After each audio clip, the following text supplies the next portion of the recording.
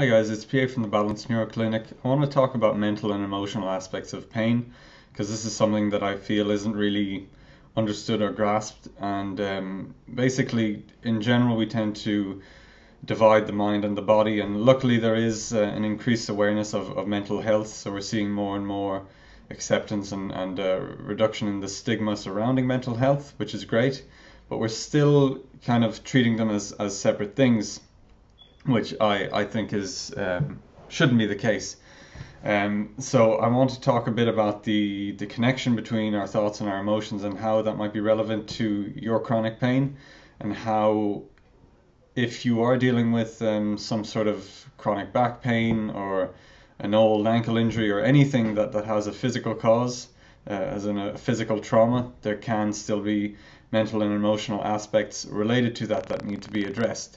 So in this video I'm going to cover that, sort of the relevance, give you a bit of paint a picture of why this is relevant so that you can be on board with that, and as well as some options, things you can try, whether it's going to see a trained professional or trying different things on your own.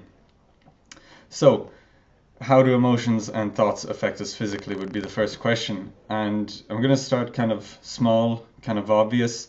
If you think of hearing some sort of bad news, if you're perfectly fine, feeling okay, and someone tells you that someone close to you has died, you're going to instantly, your body's going to change, your breathing is going to change, you might start crying, you might start feeling this heaviness in your chest or sinking in your stomach, your heart rate is going to change, blood pressure is going to change, and these are all things that you can feel and you can see immediately as they happen. What's also going to happen is a number of physiological changes are going to take place that you don't even notice, but that are consistently going to happen because they're just part of the natural stress response. So cortisol, adrenaline, stress hormones are going to be produced. Blood is going to be spread to the extremities to help you survive. And again, this is part of your fight or flight mode, your survival mode that the nervous system produces.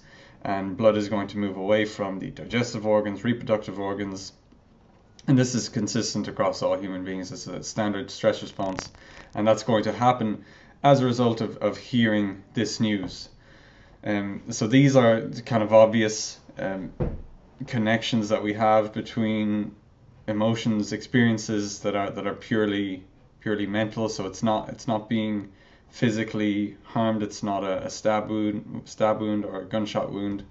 It's not like falling off a wall and banging your head. It's information that we are being given. It's words that are being spoken to us in our interpretation, and the reality that this news is awful and is tragic. All of this is creating a physical change, and that is because, as I said, there's no real division between the mind and then the body. They're acting as one, and in the same way that you could have you could sprain your ankle, sprain your wrist, and you could then be annoyed because of the pain, and you can get into a bad mood, and that will affect your day and how you interact with people because you're in pain here, because you have physical injury to one area, and that's going to affect your mood and how you behave. So from this point, I'm hoping that we're beginning to see that there is that connection there, and we're beginning to see that our thoughts are connected to our physical well-being. So why might this be an issue over time? That's the next question, really. So we understand that our mind affects how we physically feel and our symptoms and so on, but why is that relevant to, say, my old ankle injury? And really I'm going to go back to kind of a structural musculoskeletal scenario of chronic pain. So classic example I use is like an ankle sprain. You have an ankle sprain and automatically you begin to compensate. So or we'll say you fractured a bone in your foot. It's extremely painful. The first thing you do is you shift your weight off that foot. So you shift your pelvis towards the opposite leg. And this is a mechanical adaptation, which is normal, which is good. The same way if you hear bad news or if you're threatened by something, you have an adaptation. Stress response, heart rate changes, cortisol is secreted, stress hormones, adrenaline, to help you cope, to help you survive, to help you keep going, and to help you avoid that stressful stimulus or that threatening stimulus. So you have a broken ankle, you shift your weight off that, which is a normal response. Ideally, you would the ankle would heal, you would do full rehabilitation, and you would restore confidence and the ability to put weight on that previously broken ankle.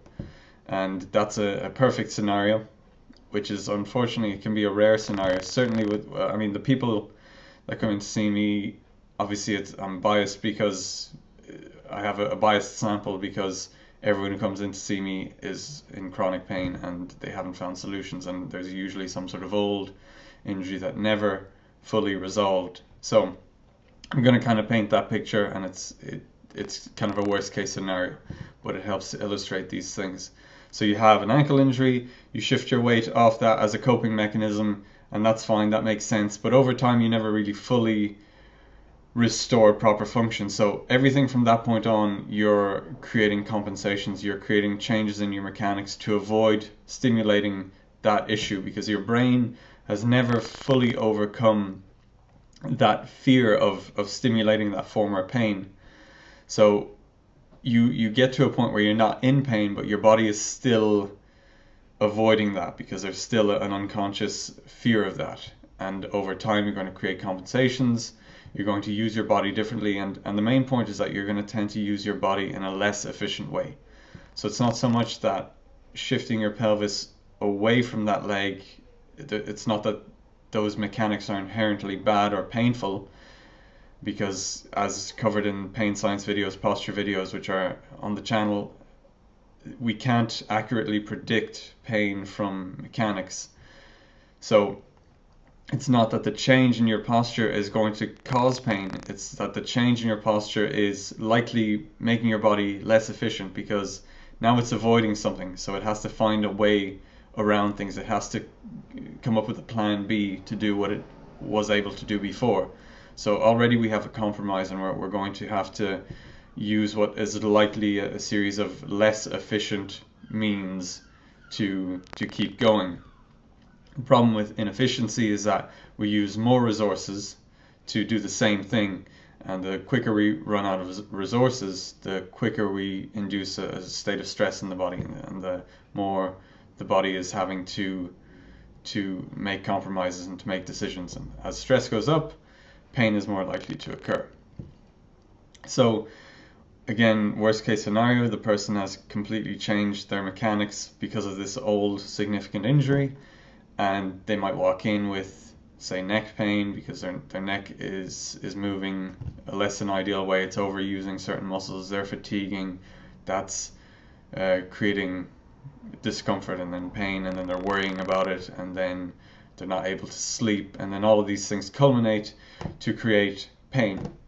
And in this hypothetical scenario, they have no direct traumatic injury to the neck, so why are they in pain?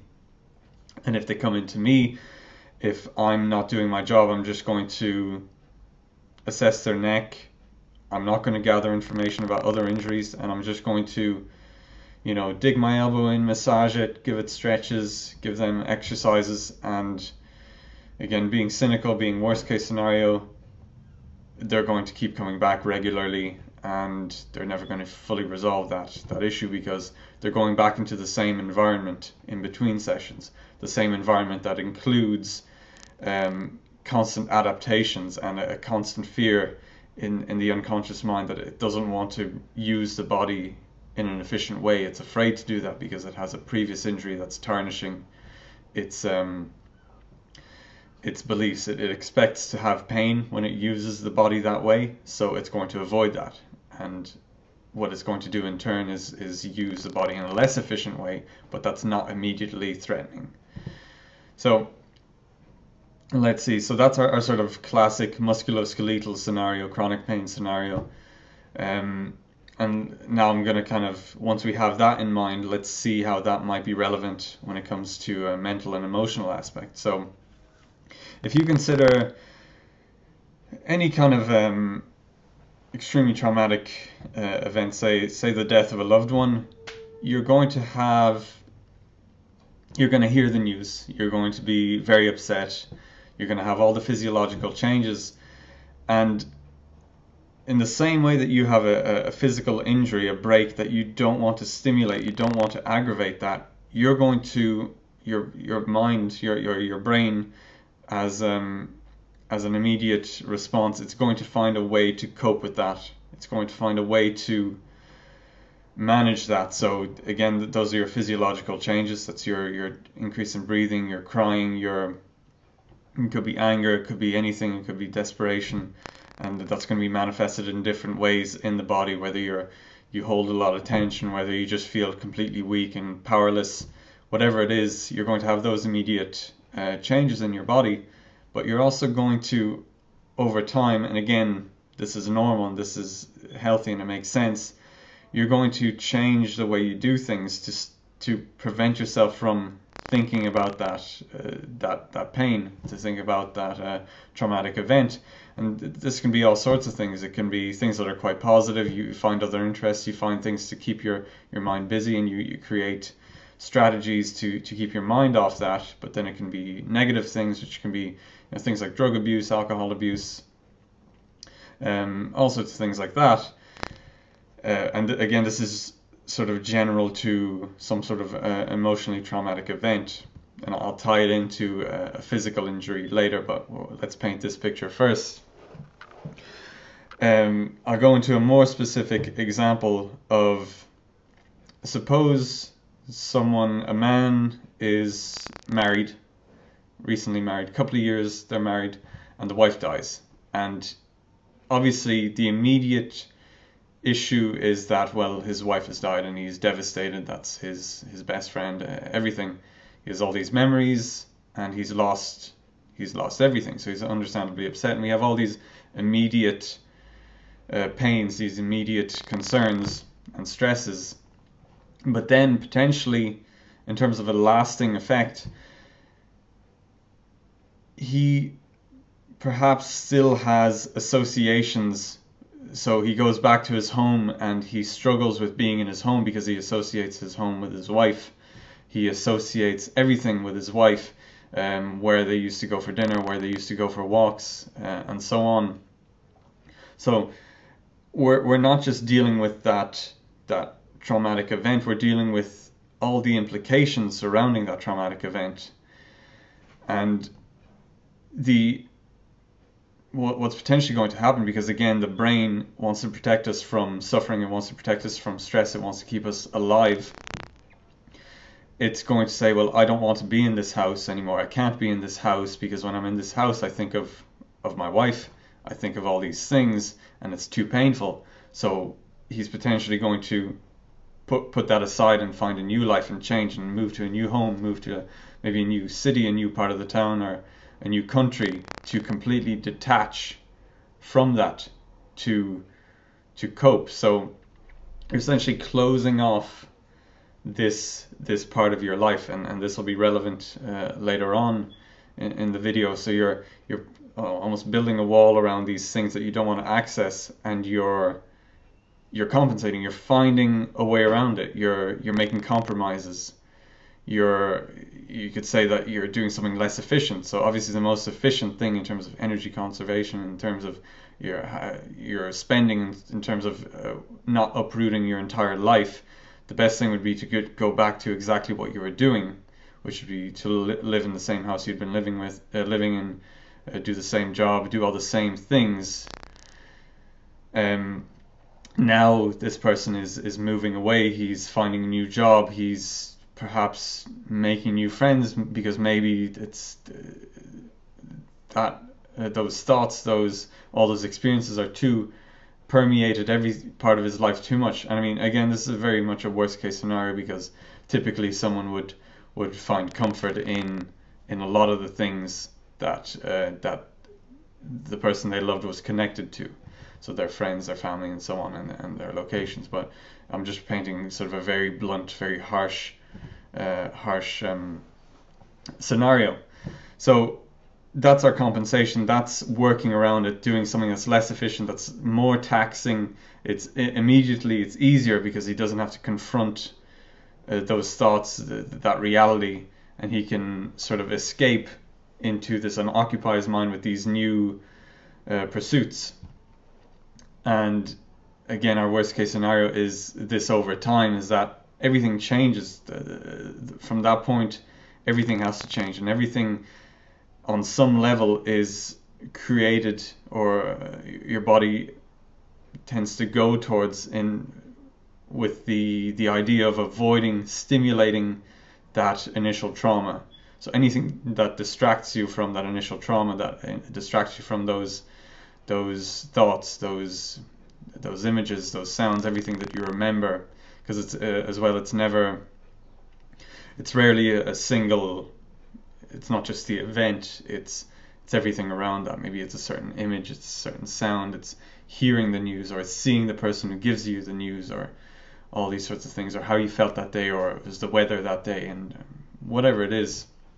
And that's the challenge, is understanding all these little pieces and where they fit in, and how from that point it kind of fractures into a million different pieces, and all of these things that are threatening, that are still stressful to the body, create compensations. And you could argue that that's what makes us human, that's what makes us individual, that's what gives us our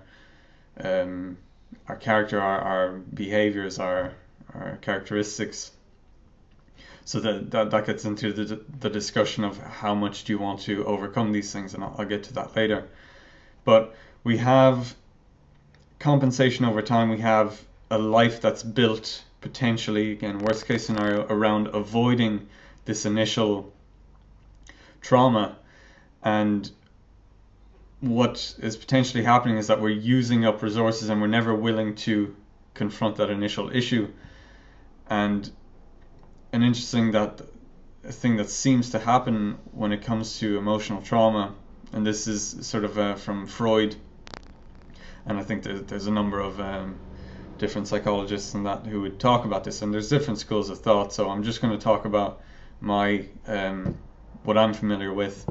But Freud sort of talks about the unconscious wanting to manifest itself, the things that are suppressed, the things that the conscious mind doesn't want to confront, are always trying to kind of bubble up to the surface, and essentially you could think about it as if they want to just release, they want to manifest themselves and express themselves, because the body is trying very hard to not confront that, to keep that internalized and safe again within those walls, within that bubble, where it doesn't have to immediately address it, but it can work around that. So we have these things that are going to develop over time. We're going to develop strategies to avoid reliving that, and as we run out of strategies, and particularly when we're low on resources, when we're overtired, when we're stressed, these things are going to bubble up, and our body's going to have less resources to kind of keep that subdued, and these things are going to bubble up and manifest, and they're going to come out. And that's, again, Freudian. From a Freudian perspective, that's things like slips of the tongue. But interestingly enough, it's a lot of what, when people are, funny enough, when they're drunk, they sort of come out with all these things that they're too afraid to say, or the things that they hold close to them that they're ashamed of. And that's more, again, not necessarily to do with trauma, but it's to do with how, I think it's safe, because as well, Freud's stuff is very old, and I'm not up to date on the latest developments in that area, but I think it's fairly safe to talk about this idea of things that the conscious mind suppresses, that are unconscious, and these are the things that we are either afraid of or deeply desire, but consciously think are too painful or too unacceptable. And these things tend to show up when our guard is down, or when our resources are low. And when you are in pain chronically, it's generally safe to assume that your resources are low, because pain is, there's no no one has an incentive to be in pain unless the brain perceives some sort of threat. So when you are feeling pain chronically, it's usually because your body is not able to cope with everything that's going on, whether it's physical, like structural, your mechanics, your posture, or your nutrition, or the amount of food you're getting, or not enough rest, or your societal circumstances, or whatever it is. When all of these things are depleted, when you're running low, that's when the pain will manifest typically, and that's when these symptoms, these things that you're avoiding, the things that you're internalizing and not wanting to address, understandably because they were so traumatic in the past, that's when they kind of bubble up. So bringing it back to that example of sort of tying in the man who's lost his wife and then the person who's fractured their ankle. So we have the very structural musculoskeletal case, and then the purely emotional trauma case, but just to see how things unfold and how we would want to overcome that, and how we'd want to or how we would be able to see if that's still relevant to their life and to their symptoms. When we're dealing with an old injury, a physical injury, what we're looking for full rehabilitation is, can you challenge that area like you used to be able to? Can you challenge that formerly broken foot to the point where it doesn't create any compensation in the body? Your body feels entirely in control, entirely safe in using that, because it has fully recovered, it has regained that strength, it has regained that confidence, and now it no longer has any need for that negative the negative connotations that come with experiencing the initial injury. So with, again, the man who lost his wife and he goes home and he can't live in that home anymore because he associates that with his wife and with everything they had, what we would be looking to do, and kind of drawing a parallel, is, can he go back to being in that home, being in those same places that he associates with his wife, without getting some sort of physiological change that is part of a stress response, which is roughly what we'd be trying to do. Can he go back to those areas and still have that memory and still, be understandably sad about that time, but not have a reflexive stress response that is going to affect his functioning? And again, this is very much a worst case, very grim scenario, and I'm going to tie it into how it actually tends to present in chronic pain cases, and it's generally not that severe, but it helps to understand essentially what the brain is experiencing and what it's trying to avoid at all costs, and what it begins to create over time to create these elaborate coping mechanisms to avoid reliving that trauma. So let's go to a chronic pain example, and I have an accompanying blog post which goes into this example, so I'm going to use the same one so that there's a parallel there. I had a hypothetical man called John. He had an ACL, a knee ligament rupture, and he does all the usual. So he has a physical trauma, and he does all the proper, appropriate rehabilitation. He gets surgery, he gets all the rehab, the exercises, the physio, and it doesn't get, it gets better, but he's still in pain. So they get imaging, they get x-rays and all that, and everything is fully healed, but he's still in pain. And as this is happening, so John is a very, very good football player. He's best in his team, or top of the team. He's devoted his life to this. His dream is to become the best football player he can be. He wants to play internationally, whatever it is, professionally. And now he can no longer play.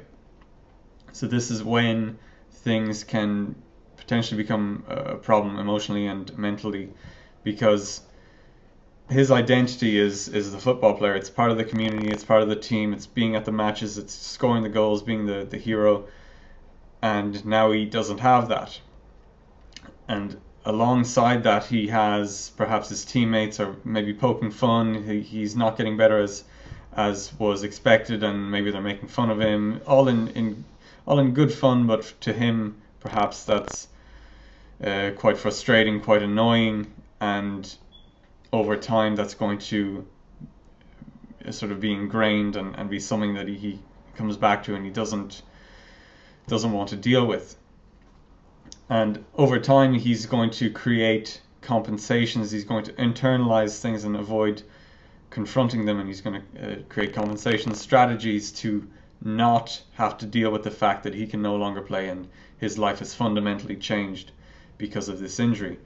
What we're also going to tend to see, and this is something I see all the time, is during the process of his injury and his rehabilitation, he'll have been told really negative things by his doctor, by the physios or whatever. Perhaps it's all too common. It's things like your knee is ruined, or you'll never play football again, or things like that, which people hear a lot and don't do much for their confidence. And these things tend to get ingrained. Like I said, I see people coming in and they've been told that their body's ruined, or that someone was told that their knee could literally pop out if they ran enough, which is just mind-boggling. But understandably, she had a genuine fear of using her leg, and it's not good. Luckily, I was able to put her mind at ease, but these kinds of things are damaging, and they're directly related to your interactions, your average interaction with a doctor following a traumatic physical injury. So we're not even getting into how your mind copes with trauma. This is just information that you're being given, and it's threatening information, and it's going to affect you over time unless someone can give you new, more accurate information and can put your mind at ease. So we have John. He has this old injury, and he has all these. He doesn't just have an old ACL injury. He has his life being fundamentally changed because of this. He has issues of self-doubt, a lack of self-confidence. He feels like his body is fragile. He feels like he can't depend on it. So if John comes in to me 15 years later and he just has aches and pains, he has maybe neck pain, but no direct traumas to the areas that are painful today, all he has in terms of significant injury history is that ACL tear years ago.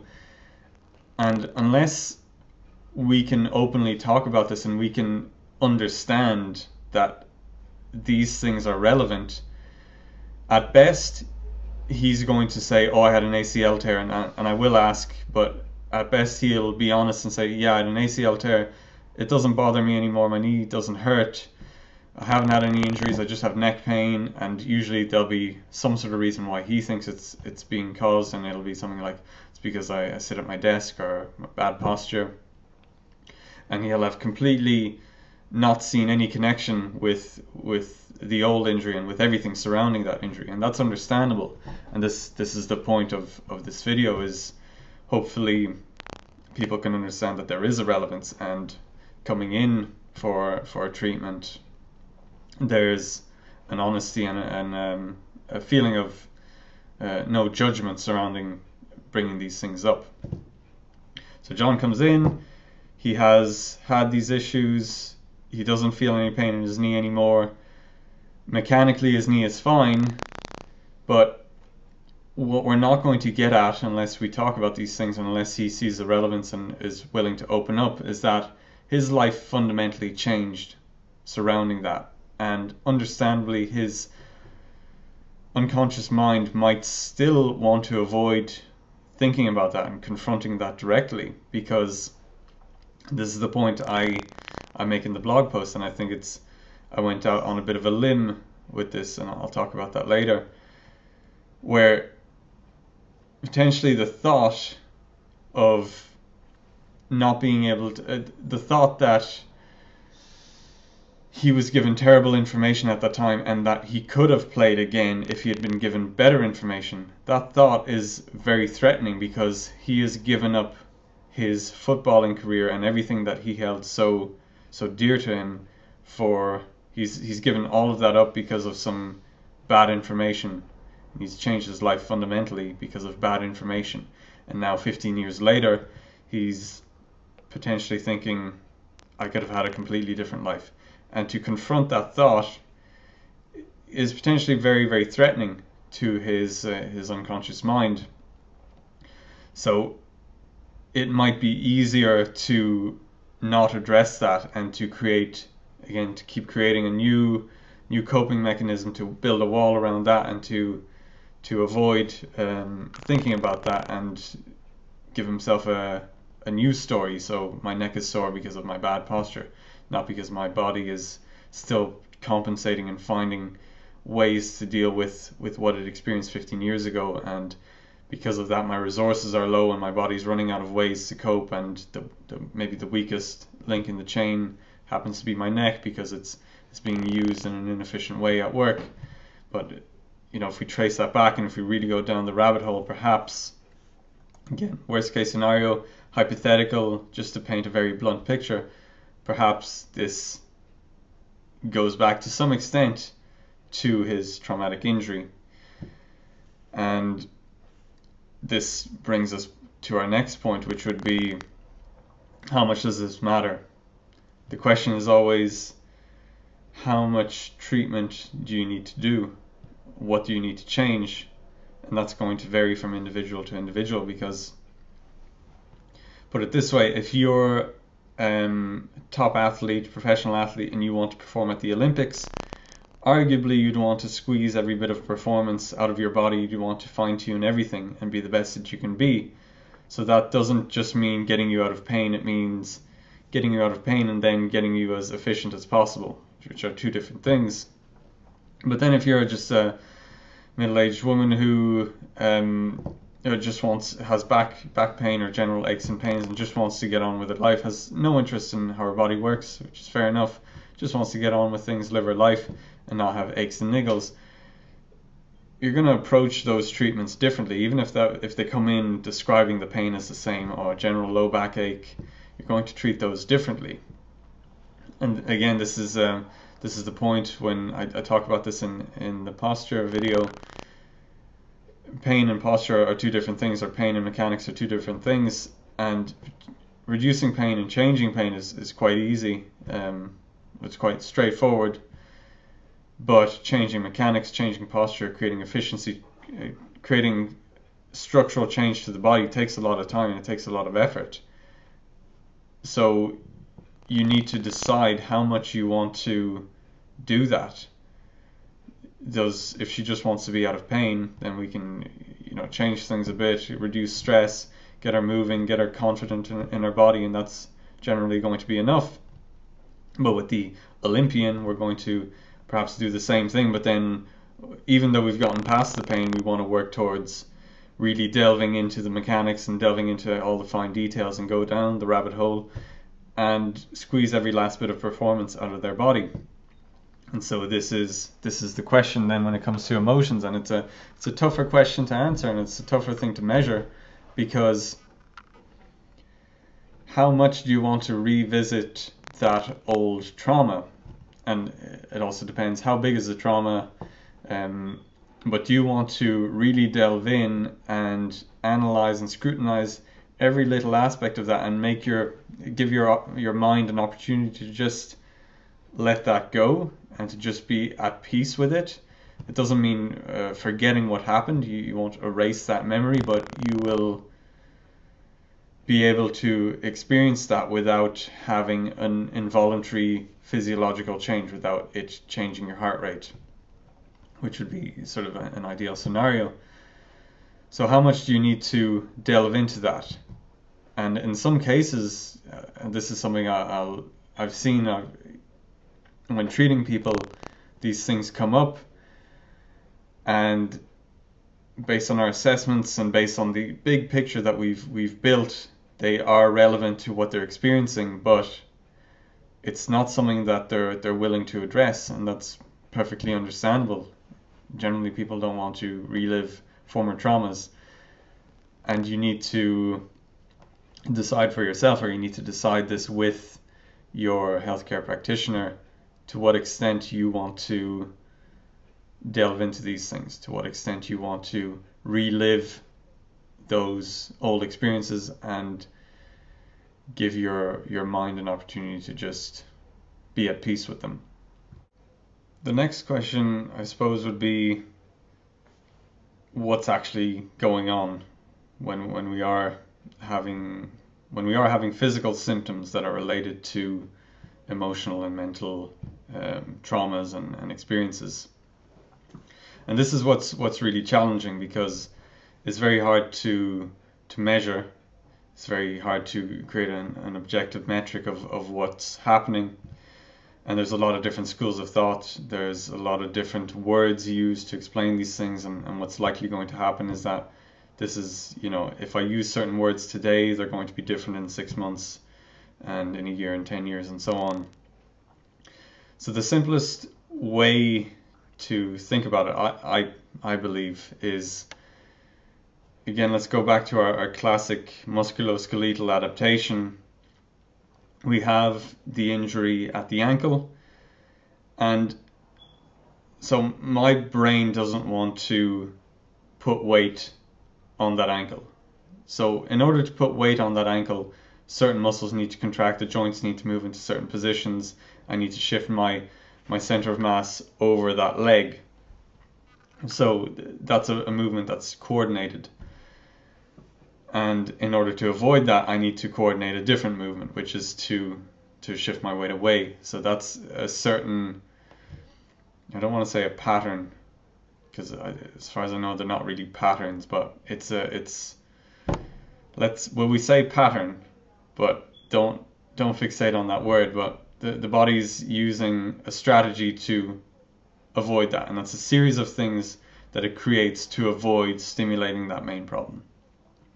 Now, you have your emotional aspects of a trauma or a direct emotional trauma, and immediately your brain just automatically creates not a pattern, but a series of things to avoid that. It's the change in the heart rate, it's the production of cortisol, adrenaline, and so on.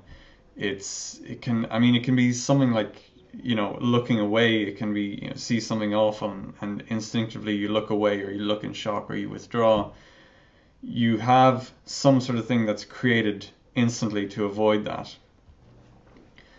and that will use certain muscles, that's going to use certain nerves, certain systems in the body. And generally what these systems are going to be is they're going to be under a state of stress, they're going to be under a state of defense, because they're preventing you from re-experiencing that traumatic injury. So this is likely what we're trying to deal with. We're dealing with the physical adaptation to a trauma. We're dealing with the brain's experience of that trauma and the strategies it has created to cope with that. So we're perhaps working with someone's ability to breathe. You might find that someone who has had some sort of significant emotional trauma perhaps has asthma, but perhaps never really breathes deeply or has much control over their breathing. And then again, tying this into more structural day-to-day kind of common pain, that might be a neck pain because their chest isn't expanding as it should. So different muscles are working to help them breathe, and those muscles are fatiguing or they're overworking, and maybe when they're run down, that leads to pain, and all these different factors play into that.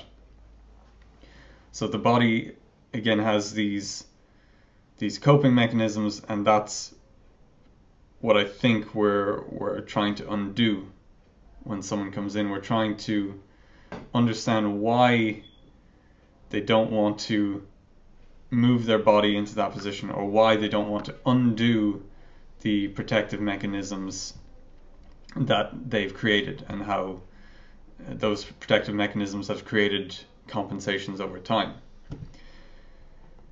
And this brings me to one of the methods that I've been looking into, which is called Brainspotting. And essentially it looks at eye movement. And it's something I'm still trying to evaluate. It's interesting. I've tried to control for as many variables as possible so that I'm not priming people to what should be happening or to what it's supposed to do. But we're looking at eye movement and looking at how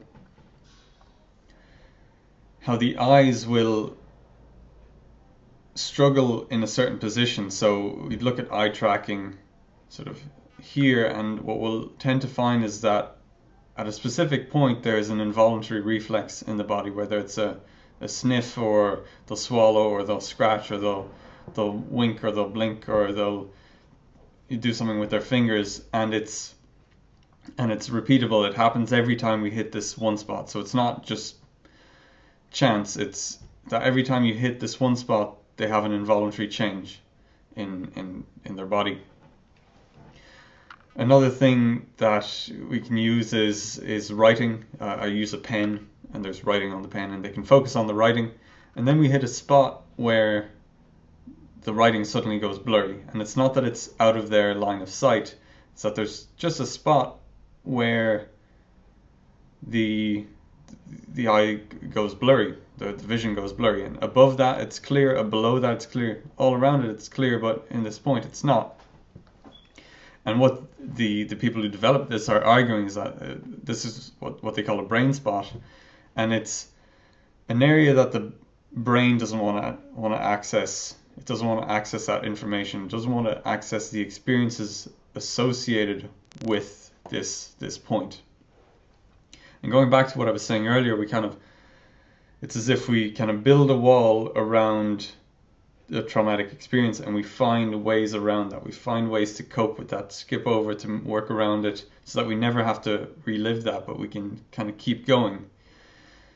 And I'm wondering is, again, these are sort of abstract terms, but again, what we're kind of seeing here, we have this area here where the body doesn't want to access the information that it would be able to access when looking there. Because what we tend to find is when you talk about things, or when you're telling stories, so as I'm telling this, I'm looking here, I'm looking there, I'm accessing different types of information, and there are points where we struggle to access that information, and these seem to be related to, it can be fairly insignificant traumas, not major traumas, but related to some sort of stressful experience that the body kind of struggled to cope with, and it works around that.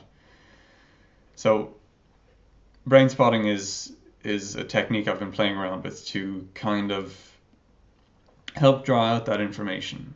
And what I've done is I've used it on myself, and the problem is that I read about the brain spotting and I studied it a bit, and then I tried it on myself. So immediately I have a bias there, and I know what's supposed to happen, so I might be leading and I might be fooling myself. So I wanted to try it on with some clients and just see, because I tend to assess eye movement anyway as part of some of the neurological assessments, but just to see their response, any visual tics, anything that changes, always at a specific spot, and then to just rest there and to have them focus on that, and just to see what comes up. So the idea again is that when you hold your gaze on that area, different thoughts relating to the initial issue are going to come up. So it's sort of like, again, like Freudian free association. Something comes up and another thing comes up, and you just have a train of thoughts, images, sounds, feelings, sensations that just kind of show up, and then they'll be in your mind, and then something else shows up, and you might go down a logical path, and sometimes people come to a conclusion, and something becomes really apparent to them, and they might feel upset, or they might feel uncomfortable, or they'll bring it up. But again, the point is that I'm trying not to, well, I'm not telling them what should be happening. I'm not trying to draw anything specifically out. I'm just seeing what's happening. And they're coming out with certain ideas or certain thoughts, and then as they're open to talking about these things, and as we tie that into their history and their story, we're beginning to see these connections and these things that happened surrounding an injury. So it can be, the way you got hit by someone, or someone said something to you, or it's not the physical injury, but it's the circumstances around that, the way someone shouted at you, or the way someone said something, or the way someone looked, or the sound of something, and what the connection happens to be is, it can be all sorts of things as far as I can tell. And again, that's part of the challenge, is trying to see if it's relevant. Are we just chasing a random thing and trying to make random connections for the sake of it because we believe we're onto something, but we're actually fooling ourselves? And that's a big topic in pain science and in physical therapies. So we have to be cautious. But in any case, I've been exploring this, and it's interesting. And I suppose this will bring me on to my recommendations. What can be done about emotional and mental components of pain. The brain spotting is something that you can do as a self-treatment. Generally, the advice with self-treatment is that you shouldn't do it if it's a very significant trauma. So they talk about activation. So when you think about it, how much activation do you feel in your body? So if you think about the thing and you instantly get really upset and start crying or get angry, then it's probably not something you want to just jump into and treat on your own without some guidance, without the help of a trained professional. But it's interesting to do it for little things that don't give you any significant activation, but they definitely still bother you, and they tie into your experience of the pain. Again, it could be something that was said to you at the time, something that made you feel, a bit weak, a bit worthless, a bit, made you feel not great. But it's not something that you actively think about or that you get very upset about, but it might be tying into that. So the brain spotting and self-assessments can be used for that. And they offer a course online. They do proper courses, which I haven't done yet. I've only done the online course, and it guides you through that. So that's one option. The next thing is writing therapy. So there's a researcher, I'll link to it. I think he's kind of one of the foremost researchers on this, called writing therapy, James Pennebaker. And it's simply writing about your experiences. And I've been using this a lot with my clients, and I've used it myself. And they've got a fair bit of research surrounding it, which is good, because, like I said, the brain spotting is it's sort of up for debate still. We're not sure I'm not sure what the mechanism is yet. I'm not sure what exactly is going on, because there's so many variables. There's so many variables when you're treating someone in pain simply by talking to them, by listening to them. There's a lot of things going on, and it's hard to account for everything. But the writing therapy has a fair bit of research behind it, and what they're finding is that simply writing about emotional experiences or an injury, writing about the events surrounding an injury and everything surrounding that, your thoughts, the sights, the smells, the impressions, the way people looked, the way they spoke, the way you felt internally, whatever it is, just writing whatever comes to mind, without passing any judgment, just letting it all out, just writing it, seems to have a beneficial effect, and seems to allow people to be more at peace with these old experiences. And I like the writing therapy because you don't have to share it, you don't have to show it to anyone, and you also don't have to verbalize it. So it's a really nice way to introduce yourself to this and to begin to explore these ideas, because and this is an important thing, because a lot of times people are, like I said, people are kind of ashamed to bring these things up, or they feel stupid. And there's no reason for them to feel stupid, and it's never anything significant. Like I deal with people in pain for what they assume are physical reasons, so I'm never dealing with anything hugely traumatic emotionally. But they feel stupid about certain things. They have certain beliefs, certain things that hold them back, and they don't really want to verbalize them, or it can take a while for them to feel confident enough to bring that up. And that's if you even get to a point when you're talking enough. That's a separate topic, but I think most the average treatment time is far too low, because especially considering we rarely collect enough information. People don't have enough time to really come out with the information. And I find that it's in those fine little details, the things that they just come out with when they feel at ease and when they feel like there's no judgment and they don't have to prove anything or defend anything. Things that come out then, that's when you get the really valuable information. It's not oh, I fractured my wrist 5 years ago, I did the rehab. It's I felt so frustrated after that injury because I could never lift as much as I used to be able to lift, or I was never able to go back to training, and it made me feel weak or whatever. It's in those details that are not going to come up in an injury history form or an initial conversation, because the person they don't feel particularly good about that information, and maybe they don't feel shame, but they don't, it's not something they want to share, certainly not with a person they just met or some stranger, some physio. So the writing is great for that, because it means they can ease themselves in. They can write about things that they don't feel confident writing about, and that's a huge thing for a lot of people. And that gets into journaling and keeping what's called brain dumping, and people just writing things, because everyone has things that they don't feel comfortable talking about, even if they're fairly trivial.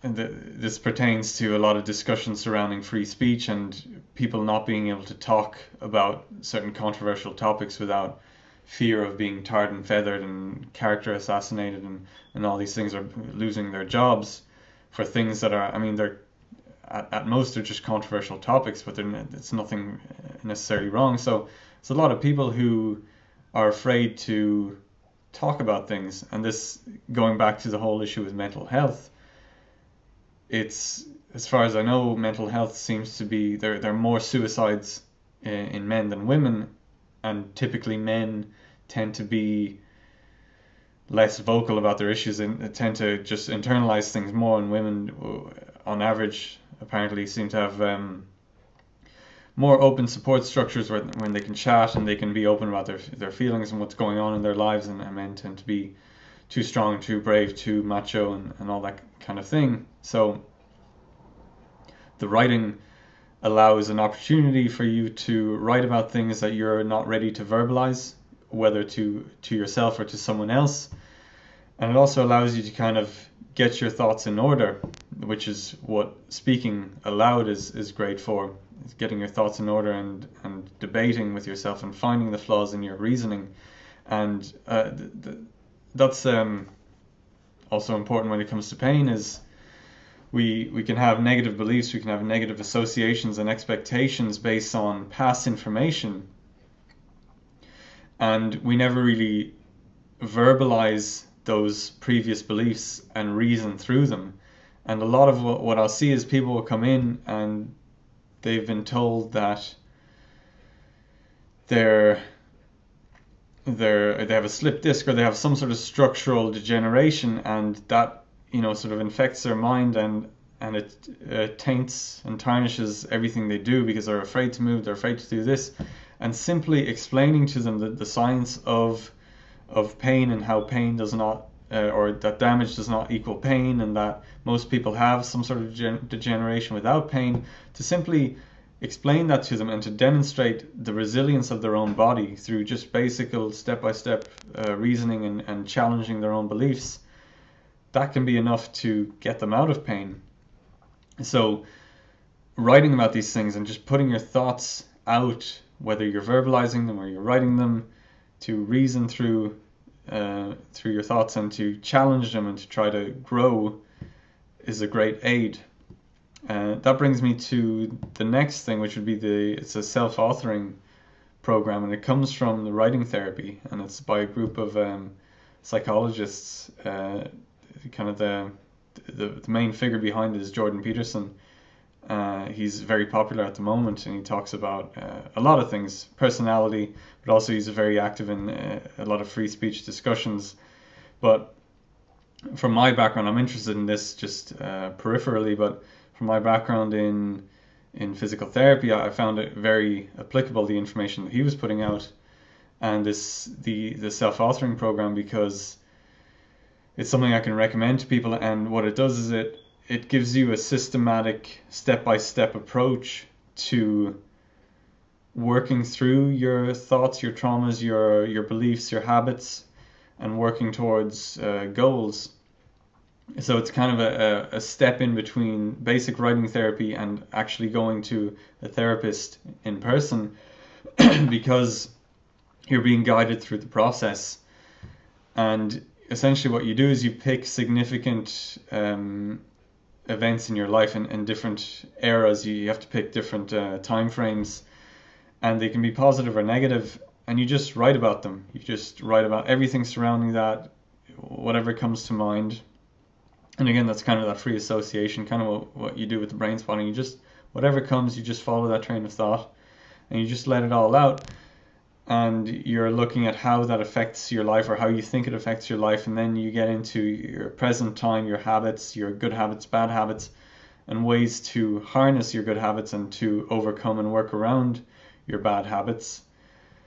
And then you're working towards the future. So what are you hoping for? And in terms of pain, obviously you're hoping for a pain-free life.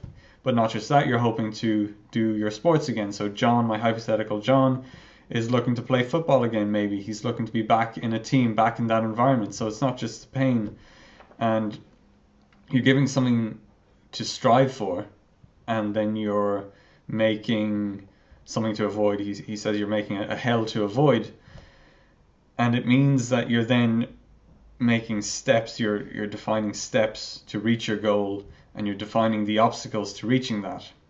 And this is hugely important, because this is probably a topic for another video, but quickly, it's to do with consistency. One of the biggest challenges with overcoming pain is consistency in terms of applying whatever necessary changes.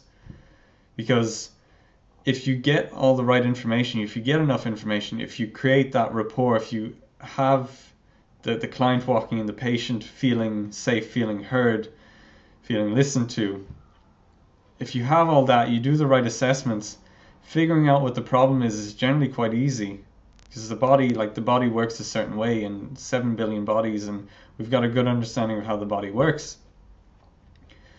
So figuring out what needs to change is generally fairly easy, but creating that change is what's very hard, because it's sort of that you can lead a horse to water, but you can't force them to drink. I don't know what the exact quote is, but you know the one. You can't force people to do things, so how do you get people to change their behavior?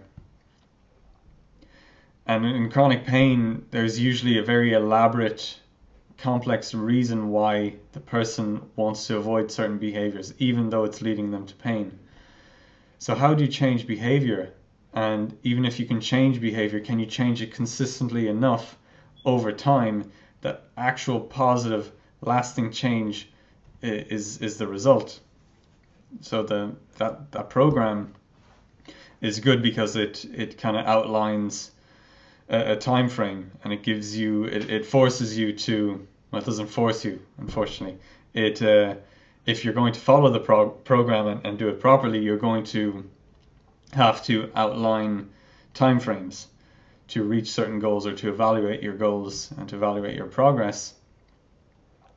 And that's hugely important, because and particularly, again, we can change pain fairly quickly, but are we changing the environment that pain is occurring in? Are we changing the internal environment that it's occurring in? So the physiology. And you might think of, say you go to your doctor, you've got high cholesterol, you've got a terrible lifestyle, you eat very poorly, bad sleep, not much activity, a lot of stress, and you've got high cholesterol. If your doctor could give you a cholesterol tablet, a statin, and you go back home and you go back to the exact same environment, the same thing, and that's the issue. You could, and that's if you take the statin once, it might have a bit of an effect, but you're going back to that same environment, so everything is going to keep coming back. If you take the statin daily and go back to the same environment, that should help on paper for your cholesterol, but there's going to be a lot of other consequences, and you're still in that same environment, so you're not changing the input. And ideally, really what you want to do is maybe use the statin if it's that bad, but you change the environment. But how do you do that? How do you get the person? Obviously, you tell the person, eat better, get enough sleep, get some exercise, all these obvious things. And that's the thing, everyone knows that. Everyone, like most people know how to be healthy to a general degree. And a lot of the answers, a lot of the people come in and they've got chronic pain, they've tried everything, and you tell them what the solution is, it's rarely surprising to them. But it's creating that change and creating the environment for change, for habits to change and for them to stick. So I suppose I'll probably get into that in another video because I've gone off on a tangent and I don't know what my point is. But I like the self-authoring program because it's a step towards that. You don't necessarily have accountability, but that's, I mean, if you're going to get into using that program, and in general doing any kind of program, whether it's exercise, nutrition, you're generally going to be advised to create some sort of accountability, whether it's checking in with someone or having a group of people that you're doing these things with. But anyway, in terms of mental and emotional aspects of pain, the self-authoring program I think is fairly good, because if there are significant emotional and mental traumas that are related to injuries that are still causing problems, you're going to work through them to some degree, and that should help a lot. But what's also going to happen, or theoretically what's going to happen, is that as you address other significant negative emotions, your overall health and quality of life should improve. And that's the essence of what's called the biopsychosocial approach to treating chronic pain, or to treating pain, which is our most up-to-date model of treating pain, is that you want to address the biological aspects, the psychological aspects, and the social aspects. So biological is obviously what's happening internally, and that can be your posture, that can be your mechanics, how you move, your actual physiology. So are you getting the right nutrients, enough nutrients? Are you getting enough sleep, and so on? And then psychological, are you at peace? Do you still have a lot of emotional stress? All these things that we've been talking about. And then social factors, do you have a support network? Do you have good friends that you can talk to? Do you have a job that you like? Do you have generally a supportive environment? So these are the things that we need to address when we have chronic pain. When we have any kind of pain, you don't want to just treat the mechanics, just treat the tissue that's sore, because it's rarely just about that. You want to treat all these things. So that program will, I think at the very least, it's going to improve your general quality of life if you do it properly. And that in itself, even if you're not addressing specific emotional issues that relate to your pain, that in itself should be enough to reduce your pain. Next thing I want to do is give thanks to Phil Greenfield. He's a fellow body worker, and shout out Phil. I wrote the blog post for this, and I wanted to run it by him because he's a moderator on a pain science forum, and he's fairly ruthless and very good at pointing out fallacies and issues with reasoning, and everyone has them. And this is a very complex, detailed topic, and I want to do it justice. And I don't want to send people down some faulty reasoning or some crappy road or give them some bad ideas that are going to be more harmful than beneficial. So he had a look through that and helped me with a few aspects of it. So I'd like to thank him for that. And if you enjoyed this video, you should check out his work. And he has a book. That's my next point. He has a book called Unravelling, and it's another great resource for this. It's generally to do with more general health, but he covers the emotional and mental aspect and letting go. And the book is called Unravelling, and it's about just kind of making peace with these things and some strategies and some, I suppose, philosophy to help you in that process. So if you're interested in all this, definitely check that out. But I'm going to link everything below, and you can see what you think. So I think that's about it for this video. If you enjoyed it, you can like it, you can do all that stuff. If you have any questions, definitely get in touch. You can leave comments, you can email me. Please share it with anyone who you think might benefit from it or enjoy it. And yeah, that's it. Thanks a lot for watching, and I'll do another one soon. Thanks.